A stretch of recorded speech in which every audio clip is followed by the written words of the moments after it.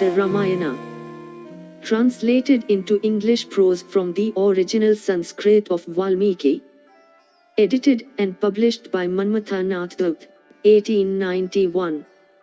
Ramayana, Bala Kanda, Section 9. Hearing all about it, the king's charioteer addressed the monarch in private, saying, "Do thou listen to what is related in ancient history, and to what I have heard myself. This horse sacrifice is enjoined by the family priests, and I have myself heard the following story celebrated in ancient chronicle, and what the worshipful Sanat Kumara had said formerly in the presence of the saints, applies, O king, to the case of thy having a son. Kashyapa hath a son knows by the name of Bibandila. He will get a son called Rishyashringa, and he will grow up and pass his days in the woods. And that foremost of Brahmanas will not know aught else save following his father. And, O king, it is rumored abroad, and also always said by the Vipras, that high-souled one will practice the two modes of brahmacharya life. And he will spend some time in serving the sacrificial fire and his famous sire.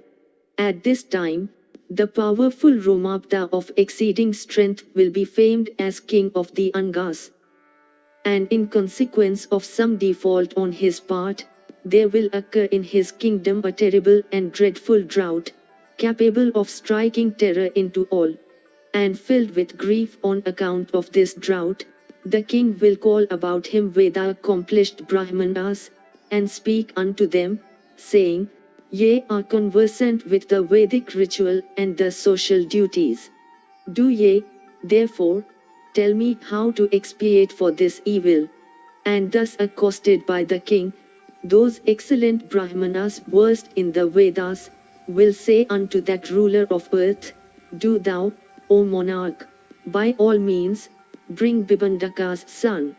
And having, O king, brought that Brahmana versed in the Vedas, Bibandaka's son Rishyashringa, and duly honored him, do thou, O monarch, with a concentrated mind, bestow upon him thy daughter Santa, according to the ordinance. And hearing those words of theirs, the king will begin to think as to how he can bring over that one endowed with energy. Then in consultation with his counselors, the prudent king having come to a conclusion, will, honoring them duly, desire his priest and his courtiers to set out in quest of Rishyashringa. Thereupon hearing the king's words, with aggrieved hearts, and with heads hanging down, they will beseech the monarch, saying, Afraid of the saint, Bibandaka, we shall not be able to repair thither. And on hitting upon the appropriate means, they say, We will search for the Vipra, and no blame shall attach unto us. Thus by help of courtesans, the saint's son was brought by the Lord of the Angas. And then the god, Indra, poured down showers, and the king conferred on him Santa. And now thy son-in-law Rishyashringa will help thee in obtaining a son. Now I have related unto thee what Sanat Kumara had communicated. Thereupon King Dasratha, well pleased, spoke unto Sumantra, Do thou now tell me by what means Rishyashringa was brought over, by the Lord of the Angas. Section 10. Thus asked by the king, Sumantra said these words, I will relate unto thee how the counselors brought Rishyashringa. Do thou listen with thy counselors. The priest together with the counselors spoke unto Romabda, saying, The means that we have hit upon can never fail of effect. Rishyashringa hath been brought up in woods, and is engaged in austerities and the study of the Vedas, and is ignorant of the pleasure that ensueth from contact with women. By help of things agreeably ministering unto the senses, and ravishing the soul, we shall bring him to the city. Do thou, therefore, arrange for them. Let courtesans of comely presence, clad in ornaments, repair thither. And if well treated, they will by various means bring him hither. Hearing this, the king said unto the priest, So be it, and laid the charge upon him, who, however, made it over to the courtiers. And the latter acted accordingly. And in accordance with the instructions, the courtesans entered that great forest, and remaining at some distance from the hermitage, endeavored to meet with the sober son of the saint ever dwelling in the woods. And satisfied with serving his sire, he never strayed from the hermitage, and consequently had never seen men and women, or any other creatures living in cities and towns. And it came to pass that on one occasion, walking about at will, Bibandaka's son came to that spot and beheld the courtesans, and excellently attired, and singing in sweet voices. The women said unto the saint's son, Who art thou? And what dost thou, O Brahmana? We wish to learn all this. And why is it that thou rangest alone this far off forest? Beholding these beautiful damsels never seen before, he from delight hastened to inform them of his lineage. My father is Bibandaka, and I am his son, having sprung from his loins. My name is Rishyashringa, and my occupation is known the world over. And this auspicious hermitage hard by belongs to us, and there I shall receive you all in due form. Hearing the words of the saint's son, they all consented, and the women went to behold that asylum.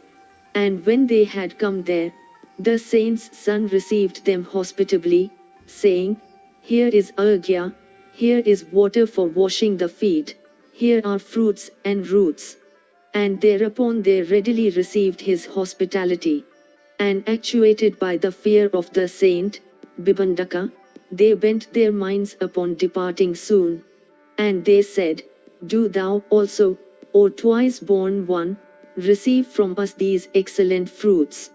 And, good betide thee, O Vipra, do not tarry I. And thereupon, embracing him joyfully, they gave unto him sweetmeats and various kinds of savory viands.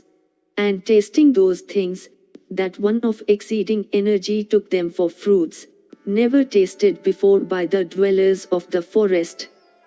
Then, having accosted him, the women, feigned the observance of some vow, went away, inspired with the fear of his father. And when they had gone, that twice born one, Kashyapa's son, became sad, and from grief of heart went this way and that. And the next day his mind momentarily running upon it, the graceful son of Bibandaka, endowed with prowess, came to that spot where he had encountered the comely courtesans, adorned with ornaments. And as soon as they observed him coming, they came forward, and said, Do thou, O Brahmana, come unto our hermitage. There are in that asylum divers kinds of fruits and roots, and there thou wilt surely feed thy fill. Thereupon, hearing those words of theirs capable of influencing the heart, he became bent upon going, and the women brought him away. And when that high-souled Vipra had been brought over, the good Indra suddenly poured forth plenteous showers, enlivening the spirits of men. And when the ascetic had arrived, with showers, the king approached him in humble guise, bending his head to the ground. And he offered him arghya, in due form, and with a collected mind, and asked for his favor, so that wrath could not influence the Vipra. And taking him into the inner apartments, and in due form conferring upon him in sober mood his daughter Santa, the king became happy. Thus the highly powerful Rishyashringa together with his wife Santa, began to live there, respectfully ministered unto in regard to every desire. Section 11.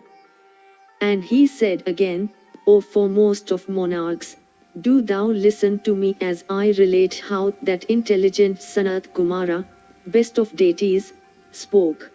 In the line of Ikshvaku will be born a righteous king, named Dasharatha, fair of form, and firm in promise. And that king will contract friendship with the ruler of the Angas. And the latter will have a highly pious daughter, Santa by name. And the old king of the Angas will have a son, named Romabda. And repairing unto him, the highly famous king Dasharatha will speak unto Romabda, O righteous souled one, I am without issue. Let Santa's husband, desired by thee, take charge of this sacrifice of mine, to be celebrated with the object of my obtaining a son to perpetuate the race. Hearing these words of the king, and having pondered well, he will make over unto him Rishyashringa of subdued senses, together with Santa and his children. And taking that Vipra, that king, his mind free from anxiety, with a glad heart, will prepare for that sacrifice. And King Dasharatha, knowing duty and desirous of fame, with the intention of obtaining offspring and heaven, with joined hands, will appoint that best of Brahmanas, Rishyashringa, to conduct the ceremony. And that bringer of good will attain his object at the hands of that foremost of Brahmanas, and 4 sons will be born to him of immeasurable prowess, bringing fame unto the family, and known by all. Thus spoke formerly in the divine age, that worshipful and foremost of deities, Sanat Kumar. Therefore, do thou, O best of men, repairing thither, accompanied with thy forces and equipage, thyself, O mighty king, bring Rishyashringa over with due honors. And hearing Sumantra's words, Dasharatha was exceedingly delighted. And hearing these words, and permitted by Vasishtha, he, accompanied with the ladies, and his courtiers, set out for the place where that twice born one was. And gradually passing by woods and fells, he arrived at the place where that foremost of ascetics was. And coming before that best of regenerate ones, he saw that sage's son near Romabda, like unto flaming fire. Then the king received him respectfully, and with a delighted mind, on account of the friendship he bore him. And he communicated unto the intelligent son of the saint, the fact of their intimacy, and then the latter paid homage unto Dasharatha. Having passed 7 or 8 days with Romabda, receiving high honors, that foremost of men, Dasharatha spoke unto Romabda, saying, Let thy daughter, O king, together with her husband, O lord of men, repair unto my city. I am going to be engaged in a mighty enterprise.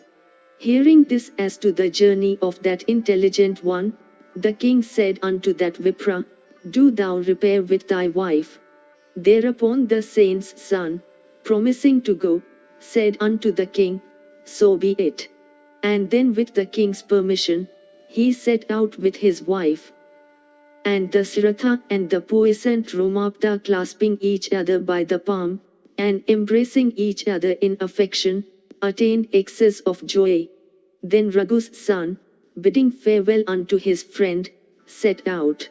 And he dispatched swift messengers to the citizens, saying, Let the entire city be embellished, let it be perfumed with dhupa, and watered and decked with pennons. And hearing of the king's approach, the citizens joyfully did everything as they had been commanded. Then the monarch, with that foremost of Brahmanas before him, entered the decorated city, to the blares of gongs and drums. And beholding that Brahmana entering the city, duly honored by the prime of men, subservient unto Indra, like unto Kashyapa's son entering the celestial regions, honored of the thousand-eyed Lord of the celestials, all the citizens rejoiced exceedingly. Then taking him into the inner apartment, and paying him homage according to the ordinance, the king considered himself as having gained his object, in consequence of the presence of that Brahmana. And all the inmates of the inner apartment, seeing the large-eyed Santa thus arrived with her husband, experienced excess of joy. Then honored by them and the king in especial, she happily spent there some time along with that twice-born one. Section 12. When after a long while, when the charming spring had appeared on the earth, the king conceived the desire of celebrating the sacrifice.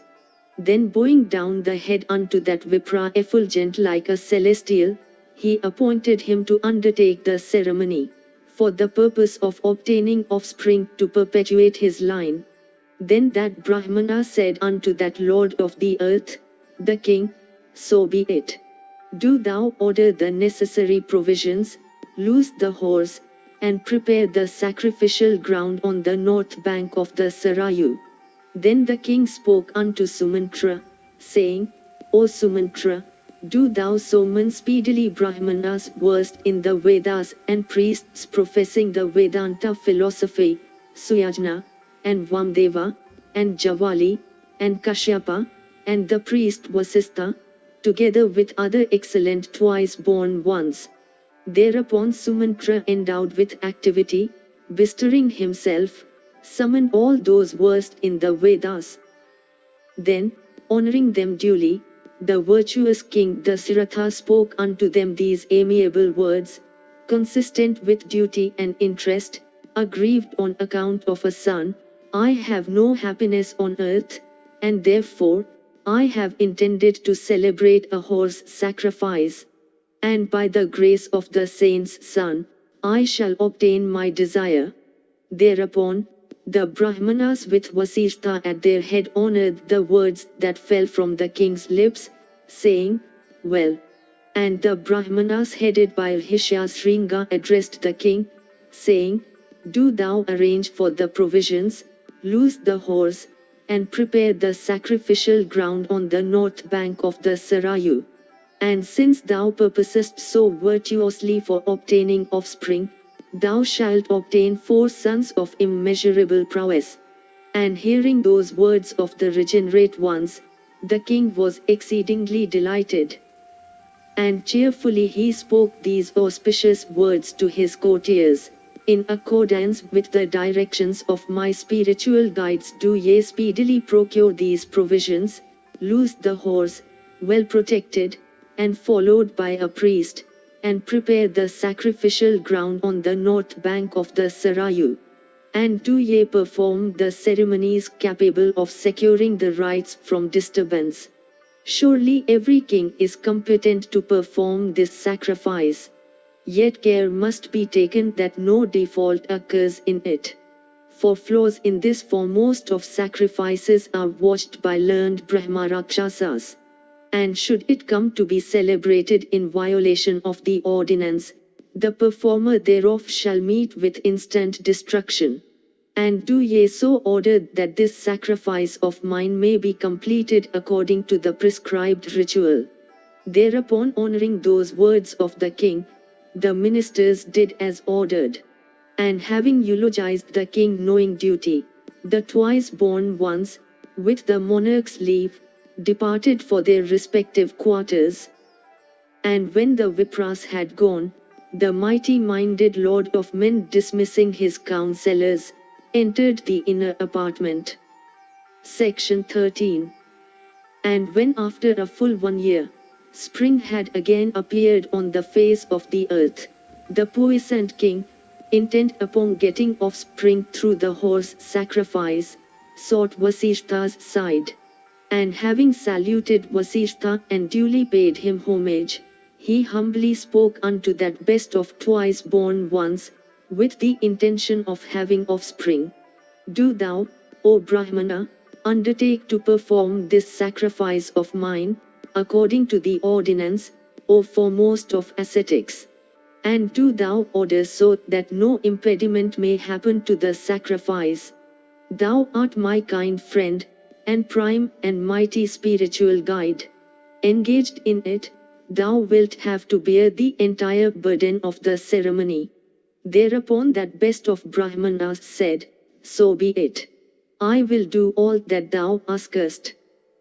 He then said unto old Brahmanas well up sacrificial affairs, and experienced car-makers, and highly pious aged people, and servants, carrying on the ceremonial operations till the end, and artists, and carpenters, and diggers, and astrologers, and artisans, and dancers, and conductors of theatres, and pure and learned persons variously versed in knowledge, do ye, in obedience to the royal mandate, engage in the sacrificial work, and fetch bricks by thousands. Do ye raise structures for the kings, commanding every convenience, and do ye rear goodly and comfortable buildings by hundreds for the Brahmanas, replenished with various meats and drinks. Ye should provide spacious apartments for the citizens and the dwellers of provinces, and separate quarters for the princes, coming from foreign parts, and stables for horses, and dressing rooms, and wide apartments for native and foreign warriors, and dwellings filled with divers kinds of viands, and commanding everything desirable, and mansions for the lower orders of the citizens, exceedingly beautiful to behold. And meats should be duly dispensed with respect, and not in the indifference of festive occasion, so that all may regard themselves as honorably entertained. None should be disregarded out of lust or passion. Those persons, and artisans, that will labor eagerly in the sacrifice, should by turns, be especially entertained, and servants, who, being entertained with gifts, do everything completely, and omit nothing.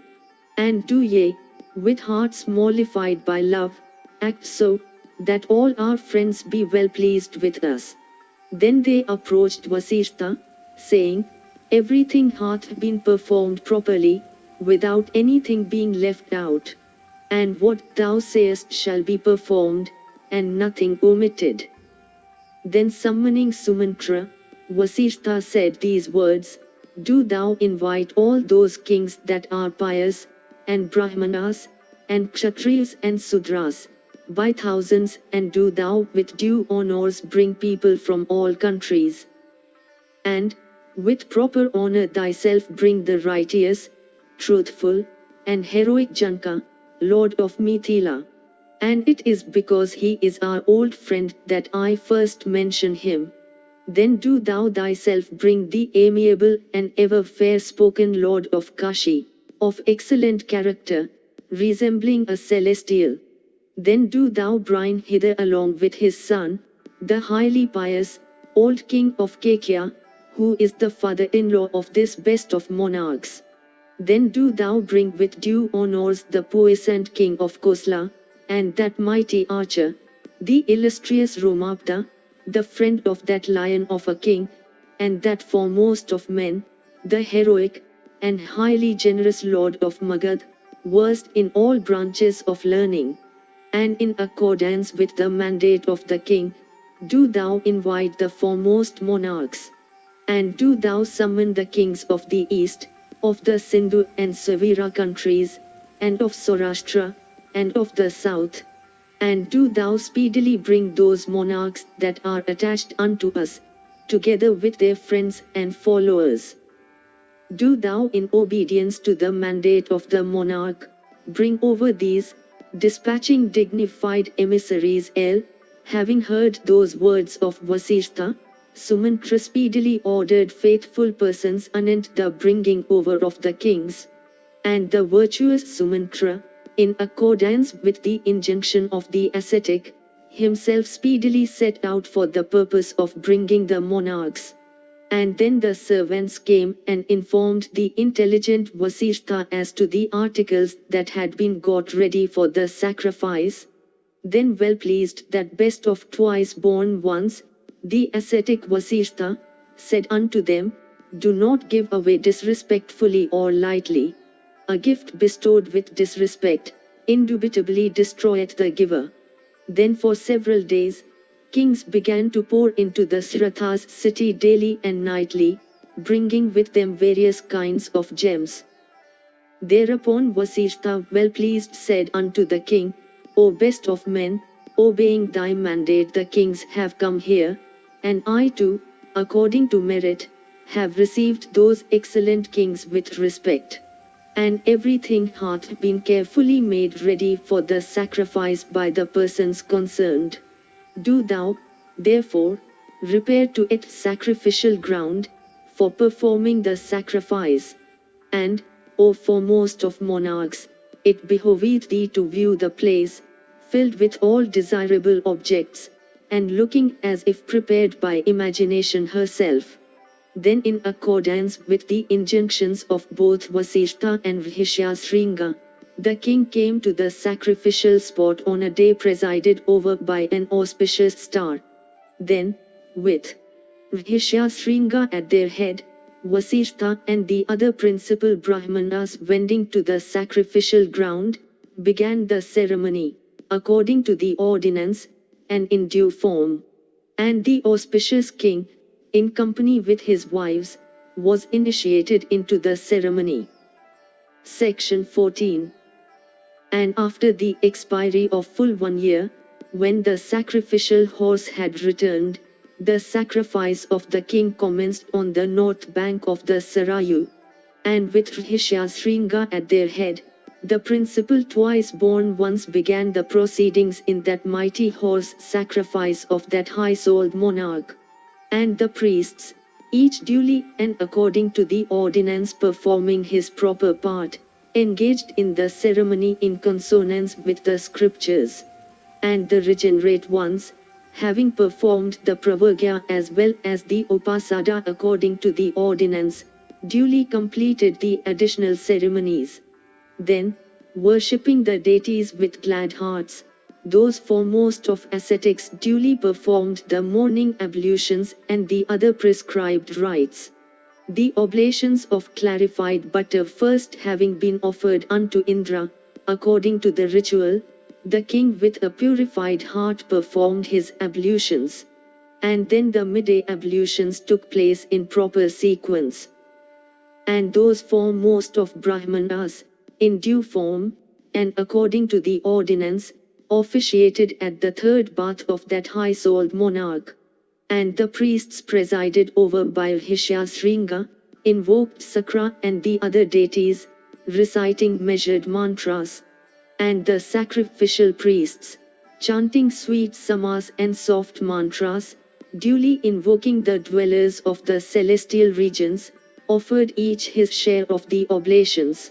And no part of the ceremony was performed improperly, or left out, and everything was satisfactorily celebrated with mantras. And on that day no Brahmana ever felt tired, or hungry, and there was none that was not learned, or that was not followed by 100 persons. And Brahmanas, and Sudras having among them ascetics, and Shramanas, and the aged, and the infirm, and women, and children, were continually fed. And although they ate their fill, yet they knew no repletion. And, give food, and clothes of various kind, was heard all around. And those employed in the task gave away profusely. And every day food dressed properly in due form was to be seen in countless heaps resembling hills. And men and women coming from various countries to the sacrifice of that high-souled one were excellently entertained with meats and drinks. And the foremost regenerate ones said, the viands have been prepared in the prescribed form, and they taste excellent. We have been gratified. Good betide thee. All this was heard by that descendant of Raghu. And persons adorned with ornaments distributed the victuals among the Brahmanas, and they were assisted by others beaming jeweled pendants. And in the interval between the completion of one bath and the beginning of the next, mild and eloquent Vipras, desirous of victory, engaged in various disputations. And every day in that sacrifice, skillful Brahmanas, engaged in the ceremony, did everything according to the ritual. And there was no twice-born one that was not versed in the Vedas and the Vedangas, or that did not observe vows, or that was not profoundly learned, nor did any assist at the sacrifice that could not argue ably. And when the time came for planting the upas, persons cognizant of arts and sacrificial rites, prepared 6 upas of vilva, as many of katechu, and as many of palsa, and 1 of sleshmatka, and 2 of devdaru well made and measuring 2 outstretched arms. Persons versed in the arts and science of sacrifice constructed these upas. And at the time of throwing up the upas, for embellishing the sacrifice, these 120 upas, each measuring 120 aratnes, having 8 angles, and smooth-faced were decked out in 120 pieces of cloth, and were firmly planted with due ceremonies by artisans. And being wrapped up in cloths, and worshipped with flowers, they looked like the 7 rishis appearing in the welkin. And an adequate number of bricks was also duly made, for the ceremony. And Brahmanas accomplished in the arts constructed the sacrificial fireplace with those bricks. And that fireplace of that lion among kings, set by skillful Brahmanas, consisting on 3 sides of 18 bricks, looked like the golden winged Garuda. And for the purpose of sacrificing them unto the respective deities were collected beasts and reptiles, and birds, and horses, and aquatic animals. And the priests sacrificed all these in proper form. And to these upas were bound 300 beasts, as well as the foremost of the best horses belonging to King Dasharatha. Then Kausalya, having performed the preliminary rites, with 3 strokes slew that horse, experiencing great glee. And with the view of reaping merit, Kausalya, with an undisturbed heart passed one night with that horse furnished with wings. And the Hotas and Advayus, and the Udgatas joined the king's Vavata along with his Mahishi and Parivriti. And priests of subdued senses, well up in sacrificial rites, began to offer oblations with the fat of the winged horse, according to the ordinance. And that Lord of men, desirous of removing his sins, at the proper time smelt the odor of the smoke arising from the fat, agreeably to the scriptures. And then 16 sacrificial priests in the prescribed form offered the various parts of the horse unto the fire. It is customary in other sacrifices to offer the oblations by means of a plaksha bow, but in the horse sacrifice a cane is used instead. The horse sacrifice, according to the Kalpa Sutras and the Brahmanas, extend over 3 days. Hereafter, on the first day was the Chatunchtama celebrated, and on the second the Ukta, and on the third the Atiralra. And then the Jyotishtama, and then Ayushtama, and the Atiraitra, and the Abhijit, and the Viswajit, and the Aptayama. All these various great sacrifices were celebrated with due rites. And in this mighty horse sacrifice founded of yore by Swayambhu Jod, that perpetuator of his line, the king, bestowed the eastern quarter on his chief sacrificial priest, the western on his Advayu, the southern on Brahma, and the northern on the Ugyat, as the Kshimas. And having completed that sacrifice, that perpetuator of his race, and foremost of men, the king, conferred on the priests the earth, and having conferred it, that auspicious descendant of Iskaku experienced high delight. And then the priests spoke unto that monarch, who had all his sins purged off, saying, Thou alone art worthy to protect the entire world. We do not want the earth, nor can we rule it, being, O Lord of earth, constantly engaged in Vedika studies. Do thou, therefore, confer upon us something instead, as the price thereof. Do thou confer upon us gems, or gold, or kin, or anything else, for, O foremost of monarchs, we do not want earth. Thus addressed by the Brahmanas versed in the Veda, that best of kings bestowed upon them 10 lakhs of kin, and 10 kotis of gold, and 40 of silver. Then those priests in a body, accepting the wealth, brought it unto the ascetic Rishyashringa and the intelligent Vasishtha. Then having received each his share, those foremost of regenerate ones were exceedingly pleased, and said, "We have been highly gratified." Then unto those Brahmanas that had come there, the king with due regard gave kotis of gold. And then unto a certain poor twice born one that asked for gifts, the descendant of Raghu gave an excellent ornament from his own arm.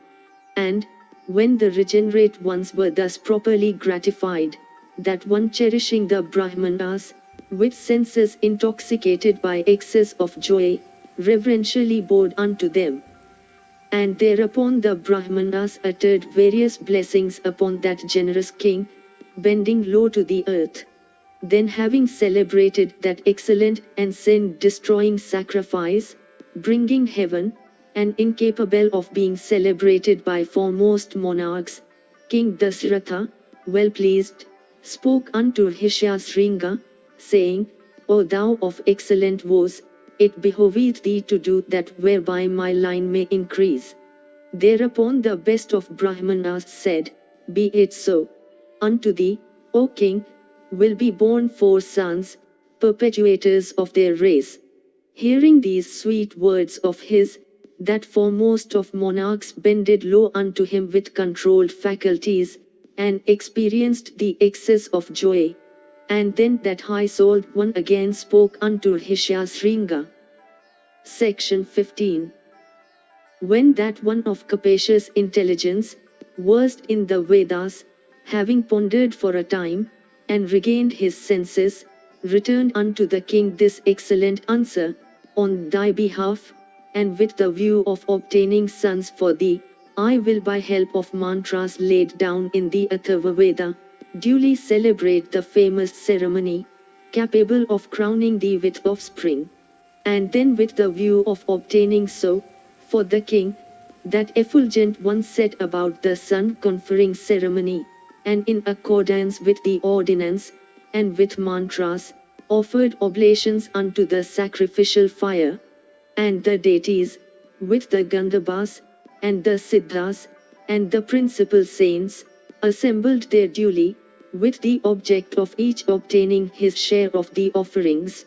And having duly assembled there, the deities addressed these words unto Brahma, the Lord of creatures, "O thou possessed of the 6 attributes, through thy grace, a Rakshasa named Ravana oppresses us all by his prowess, nor can we baffle him.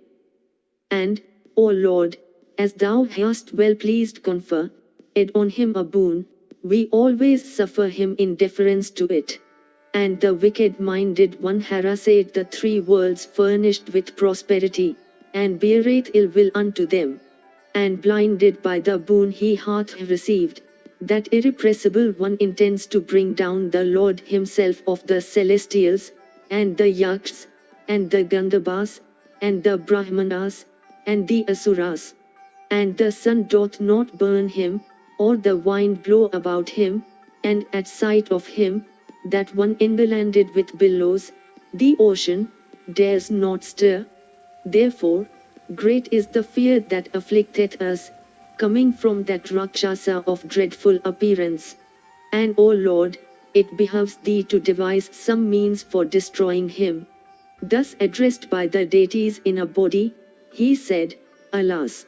I have, however, decided on the means of destroying that wicked-souled one." He had asked, "May I be incapable of being slain by Gandhabas, and Yakshas, and gods, and Rakshasas?" Whereat I said, "Be it so." Through disdain, the Rakshasa did not at that time mention men.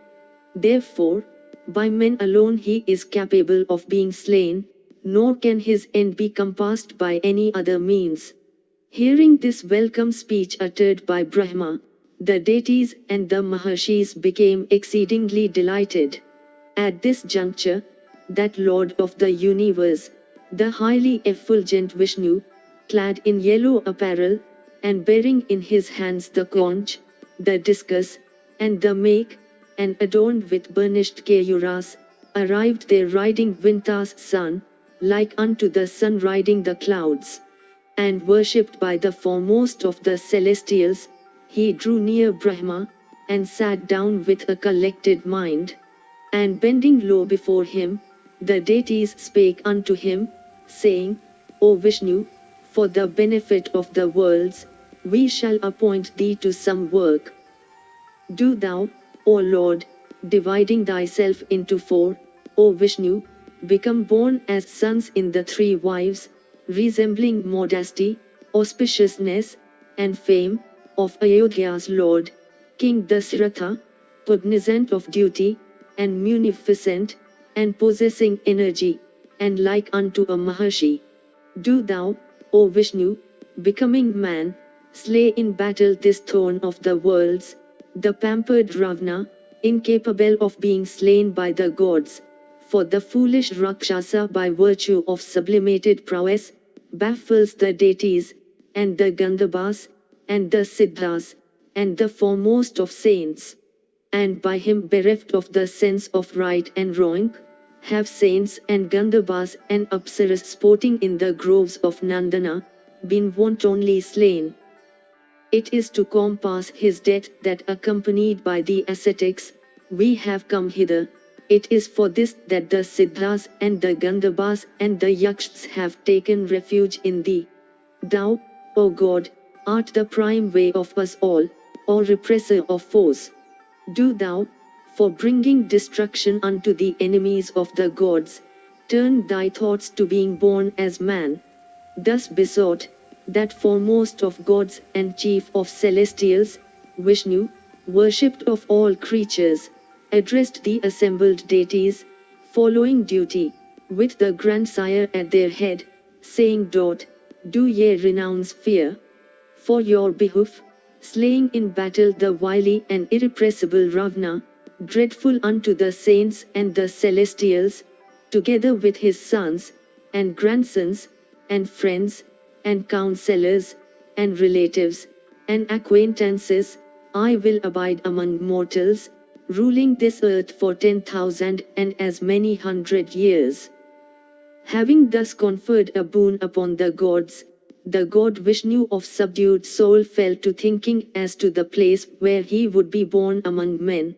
Then that one of eyes resembling lotus petals, dividing self into four parts, chose even King Dasharatha for his father. Thereat the celestials and the saints and the Gandhabas and the Rudras and the Apsaras hymned the slayer of Madhu in excellent hymns. Do thou utterly uproot the haughty Aswana of fierce prowess and enhanced insolence, that foe of the Lord of celestials, who is the occasion of the tears of the three worlds, and dreadful unto ascetics slaying that one of terrible prowess, who distresses the three worlds, with his forces and friends.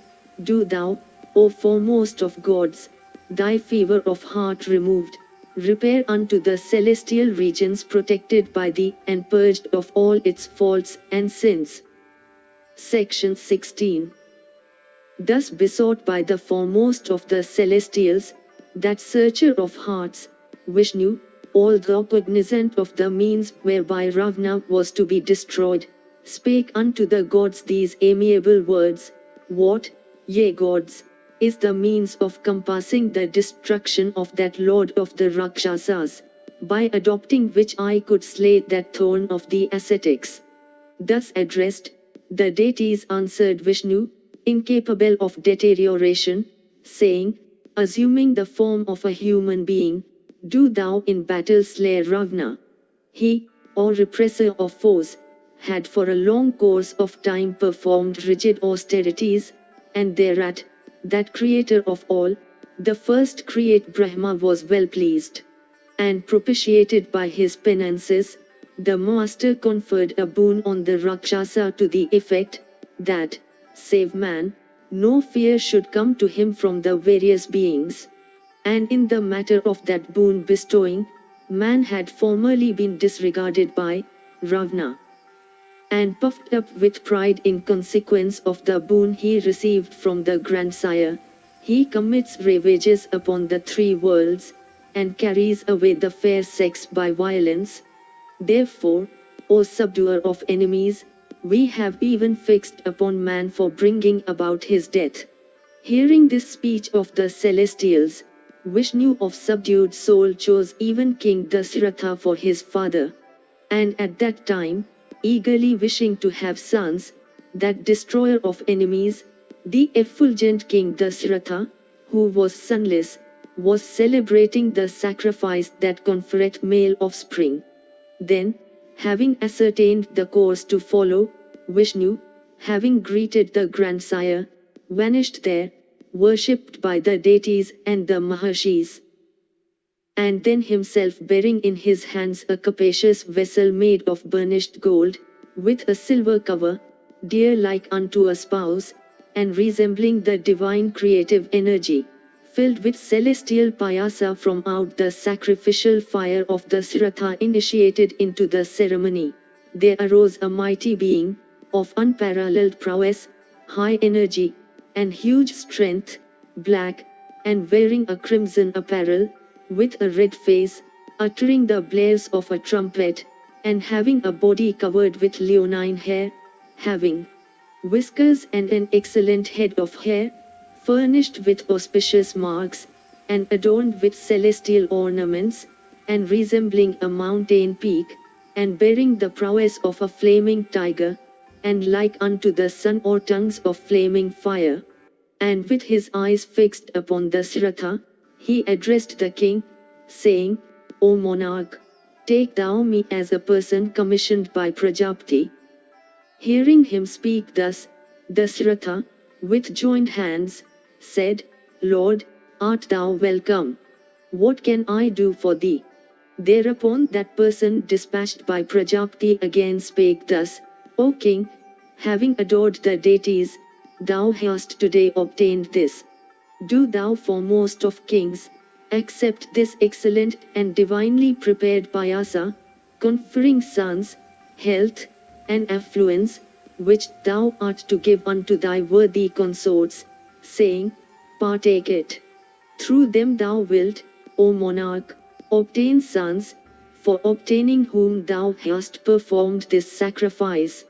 Thereupon, saying, so be it, the Lord Ottoman delightedly placed that divinely bestowed golden vessel filled with the celestial payasa upon his head. And having saluted that wonderful being of gracious presence, he in excess of joy began to go round him again and again. Then Dasharatha, having received that divinely prepared payasa, waxed exceeding glad, like unto a pauper attaining plenty. Then that highly effulgent being of a wonderful form, having performed that mission of his, vanished even there. And Dasharatha's inner apartment, being graced with the rays of joy, looked like unto the welkin flooded with the lovely beams of the autumnal moon.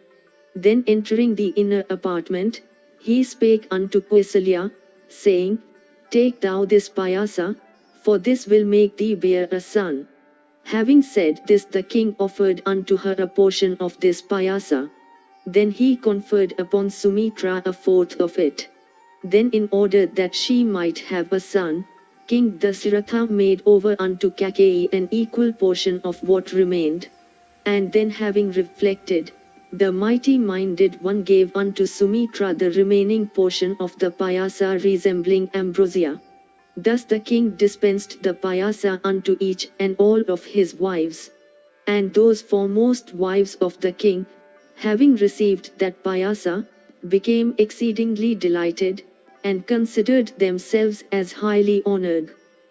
Then those excellent consorts of the Lord of Earth, having separately partaken of that choice payasa, shortly bare offspring, resembling fire or the sun.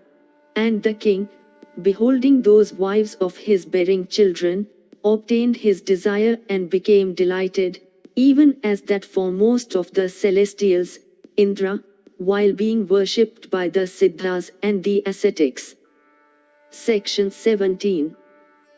When Vishnu had accepted the sonship of that high-souled king, the self-create Lord addressed the celestials, say ing, for assisting the heroic Vishnu firm in promise, always seeking the welfare of us all, do ye create powerful beings, assuming shapes at will, cognizant of illusions, heroic, furnished with the celerity of the wind, versed in morality, possessing intelligence, like unto Vishnu in prowess, unslayable, knowing the ways and means of war and peace, gifted with excellent bodies, capable of resisting all weapons, and resembling immortals. And from forth the bodies of the foremost Apsaris, and Gandhabis, and Yakshas, and Pannagis, and Rikshas and Vidhidharis, and Kinnaris, and Vanaris do ye produce sons wearing the shapes of monkeys. Formerly I had created that foremost of bears, Jambuvanana, who suddenly came out of my mouth as I was yawning. Hearing this mandate of him possessed of the 6 attributes, they began to produce sons endowed with monkey forms. And high-souled ascetics, and siddhas, and vididras, and urgas, and chdranas, generated heroic sons, rangers of woods. And Indra begat as his son that foremost of monkeys, Vali, resembling the Mahendra hill, and that best of those imparting heat, the sun, Sugriva. And Vrihaspati begat the mighty ape named Tara, the most excellent and intelligent of the prime monkeys. And the bestower of riches begat as his son the graceful ape, Gandhamdana. And Viswakarma begat that mighty monkey named Nala, and Agni begat as his son the powerful and graceful Nila in effulgence like unto the fire, who surpassed even his sire in energy, prowess, and renown. And the beautiful Aswins, endowed with the wealth of loveliness, begat Mendra and Dvivida. And Varuna begat the monkey named Sushana, and Paryanya begat Sarava, possessed of great strength. And the wine god begat the graceful monkey named Hanuman, endued with a frame hard as adamant, in fleetness like unto Vinta's offspring, and the most intelligent as well as the most powerful amongst all the principal monkeys. Thus produced, there suddenly came into being by thousands, mighty bears, and monkeys, and gopuchachas, of immeasurable strength, and heroic, and powerful, assuming shapes at will, endowed with bodies resembling elephants of hills, even those who would engage in compassing the destruction of the 10-headed one. And the sons of the deities retained distinctly the respective hues, forms, and prowess, that characterized their several sires. And those that sprang from the Golangulas, possessed even more than the might of the gods. Likewise, on Rikshas and Kinnaris were gladly begot thousands upon thousands of monkeys, by gods, and Maharshis, and Gandharvas, and Tarakshas, and famous Yakshas, and Nagas, and Kimpurushas, and Siddhas and Vididras, and Urgas. And upon the principal Apsaris, and the Vididharis, and the daughters of the Nagas, and the Gandharvas were begot by the Charanas as son, heroic monkeys of gigantic bodies, ranging the forests and living on fruits and roots. And all these monkeys were endowed with strength, and could assume at will. And they were like unto lions and tigers, both are pride and in prowess. And they fought with crags and hurled hills. And they fought with nails and teeth, and were accomplished in all weapons. And they could move the large hills, and crush the fixed trees, and with their impetus, that lord of rivers, the ocean. And they could with their kicks rend the earth, and swim over the mighty main. And they could penetrate into the welkin, and capture the clouds. And they could subdue mad elephants ranging the forest. And with their roars, they could bring down birds singing. Thus came into being cotees of high-souled leaders of monkey herds, assuming forms at will. And these became the leaders of the principal monkey herds, and they, in their turn, generated heroic monkeys, the foremost of the leaders of herds. Some of these monkeys began to dwell on the top or either Rikchavana mountain, while others inhabited various other mountains and forests. And all the leaders of monkey herds stayed with those brothers, Sugriva, the son of the sun god, and Vali, that of Sakra, and also with Nala, and Nila, and Hanuman, and other leaders of monkey herds. And endowed with the might of Garuda, and accomplished in fight, they ranged around, pounding lions, and tigers, and mighty Urgas. And the mighty armed Vali of great prowess and redoubtable strength protected by virtue of the energy of his arms Rikshas, and Gopuchachas, and monkeys.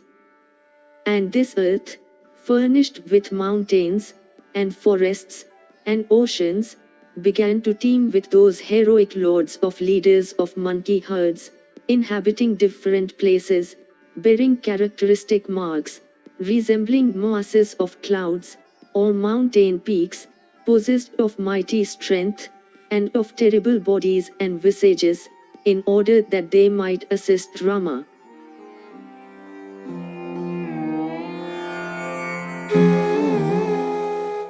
If you enjoyed this audiobook, please like and subscribe to be notified of when new audiobooks are uploaded.